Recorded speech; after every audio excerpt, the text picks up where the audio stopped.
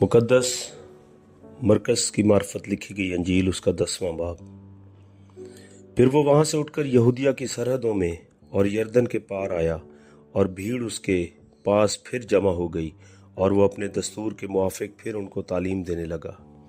और फरीसियों ने पास आकर उसे आजमाने के लिए उससे पूछा, क्या ये रवा है कि मर्द अपनी बीवी को छोड़ दे? उसने उनसे जवाब में कहा कि मूसा ने तुमको क्या हुक्म दिया है? उन्होंने कहा, मूसा ने तो इजाज़त दी है कि तलाकनामा लिखकर छोड़ दें। मगर यीशु ने उनसे कहा कि उसने तुम्हारी सख्त दिली के सबब से तुम्हारे लिए ये हुक्म लिखा था, लेकिन खलकत के शुरू से उसने उन्हें मर्द और औरत बनाया।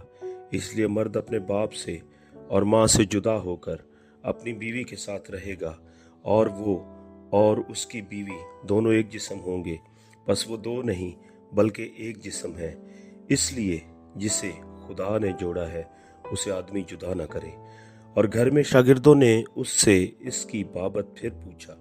उसने उनसे कहा, जो कोई अपनी बीवी को छोड़ दे और दूसरी से ब्याह करे वो उस पहली के बरखिलाफ जिना करता है। और अगर औरत अपने शौहर को छोड़ दे और दूसरे से ब्याह करे तो जिना करती है। फिर लोग बच्चों को उसके पास लाने लगे ताकि वो उनको छुए, मगर शागिर्दों ने उनको झिड़का। यीशु ये देखकर खफा हुआ और उनसे कहा, बच्चों को मेरे पास आने दो, उनको मना ना करो, क्योंकि खुदा की बादशाही ऐसों ही की है। मैं तुमसे सच कहता हूं कि जो कोई खुदा की बादशाही को बच्चे की तरह कबूल ना करे वो उसमें हरगिज दाखिल ना होगा। फिर उसने उन्हें अपनी गोद में लिया और उन पर हाथ रखकर उनको बरकत दी। और जब वो बाहर निकलकर राह में जा रहा था तो एक शख्स दौड़ता हुआ उसके पास आया और उसके आगे घुटने टेक कर उससे पूछने लगा कि ए नेक उस्ताद, मैं क्या करूं कि हमेशा की जिंदगी का वारिस बनूं? यीशु ने उससे कहा, तू मुझे क्यों नेक कहता है? कोई नेक नहीं मगर एक, यानी खुदा। तू हुक्मों को तो जानता है, खून ना कर, जिना ना कर, चोरी ना कर, झूठी गवाही न दे, फरेब देकर नुकसान न कर, अपने बाप की और माँ की इज्जत कर। उसने उससे कहा, ए उस्ताद, मैंने लड़कपन से इन सब पर अमल किया है। यीशु ने उस पर नजर की और उसे उस पर प्यार आया और उससे कहा, एक बात की तुझ में कमी है। जा, जो कुछ तेरा है बेचकर गरीबों को दे, तुझे आसमान पर खजाना मिलेगा, और आकर मेरे पीछे हो ले। इस बात से उसके चेहरे पर उदासी छा गई और वो गमगीन होकर चला गया, क्योंकि बड़ा मालदार था।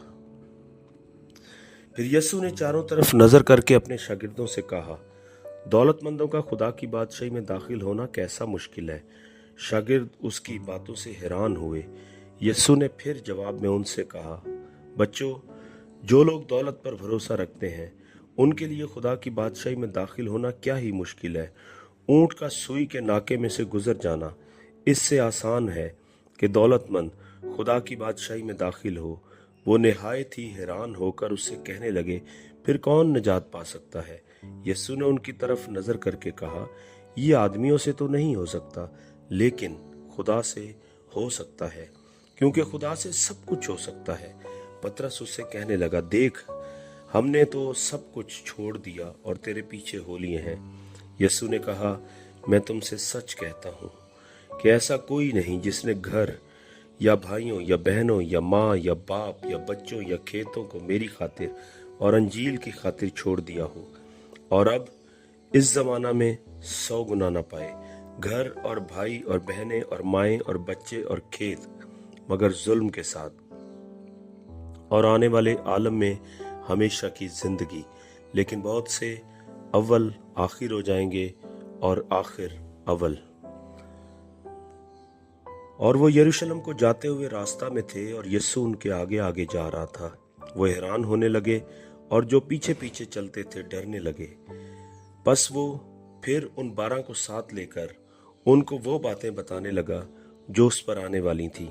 देखो, हम यरूशलेम को जाते हैं और इब्ने आदम सरदार काहिनों और फकीयों के हवाला किया जाएगा, और वो उसके कत्ल का हुक्म देंगे और उसे गैर कौमों के हवाला करेंगे, और वो उसे ठट्ठों में उड़ाएंगे और उस पर थूकेंगे और उसे कोड़े मारेंगे और कत्ल करेंगे, और 3 दिन के बाद वो जी उठेगा। तब जब्दी के बेटों याकूब और यूहन्ना ने उसके पास आकर उससे कहा, ए उस्ताद, हम चाहते हैं कि जिस बात की हम तुझसे दरख्वास्त करें तू हमारे लिए करे। उसने उनसे कहा, तुम क्या चाहते हो कि मैं तुम्हारे लिए करूं?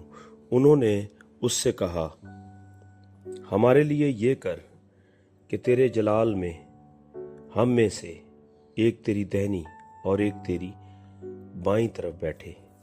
यीशु ने उनसे कहा, तुम नहीं जानते कि क्या मांगते हो। जो प्याला मैं पीने को हूँ क्या तुम पी सकते हो?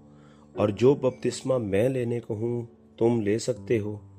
उन्होंने उससे कहा, हमसे हो सकता है।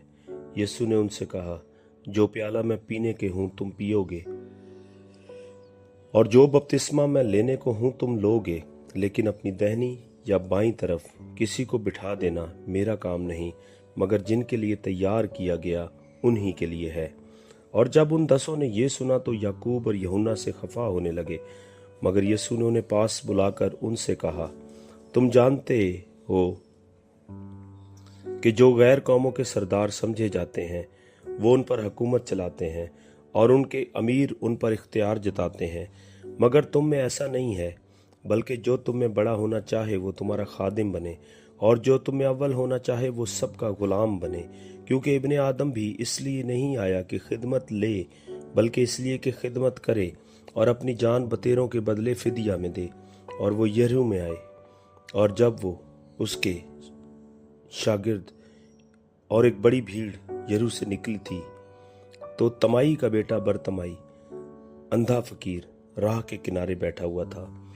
और ये सुनकर कि यीशु नासरी है, चिल्ला चिल्ला कर कहने लगा, ऐ इब्ने दाऊद, ऐ यीशु मुझ पर रहम कर। और बहुतों ने उसे डांटा कि चुप रहे, मगर वो और भी ज्यादा चिल्लाया कि ऐ इब्ने दाऊद मुझ पर रहम कर। यीशु ने खड़े होकर कहा, उसे बुलाओ। बस उन्होंने उस अंधे को ये कहकर बुलाया कि खातिर जमा रख, उठ, वो तुझे बुलाता है। वो अपना कपड़ा फेंक कर उछल पड़ा और यीशु के पास आया। यीशु ने उससे कहा, तू क्या चाहता है कि मैं तेरे लिए करूं? अंधे ने उससे कहा, ए रबुनी, ये कि मैं बीना हो जाऊं। यीशु ने उससे कहा, जा, तेरे ईमान ने तुझे अच्छा कर दिया। वो फिलफौर बीना हो गया और राह में उसके पीछे हो लिया। आमीन।